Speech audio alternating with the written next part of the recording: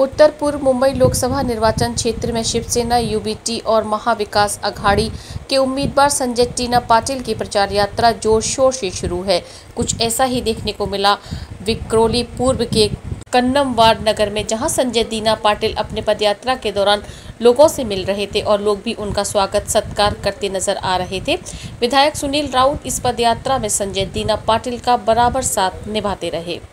विक्रोळीमध्ये आमचे जिंकून येणारे खासदार संजय दीना पाटील यांची आज प्रचार यात्रा आमच्या कन्नमवारमध्ये चालू आहे आणि ज्या प्रकारे ही प्रचार यात्रा चालू आहे आणि ज्या प्रकारे रिस्पॉन्स आम्हाला मिळतोय, आमची विजयाची खात्री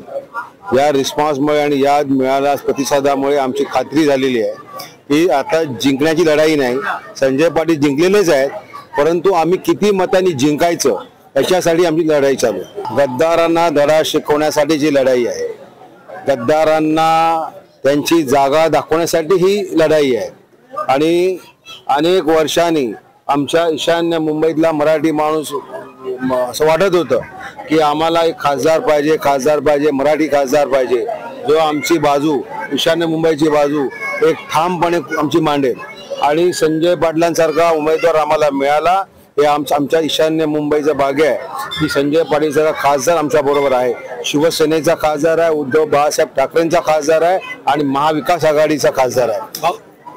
आहे। विक्रोळीमध्ये असं कुठे एरिया नाही की जिथे आमचं काम नाही, शिवसेनेचं काम नाही। डम्पिंगचा विषय आम्ही घेतलेला आहे आणि मागच्या विधानसभेत फायनल झालेला आहे। हे डम्पिंग पनवेलला 2000 एकर जमीन घेतलेली आहे की लवकरच हे डम्पिंग हा पनवेलला शिफ्ट होईल आणि एक पनवेलला जे होईल हे अत्याधुनिक डम्पिंग बनवायचं काम सुरू आहे आणि लवकरच हे डम्पिंग या इथून पनवेलला जाईल। आम्ही सगळेच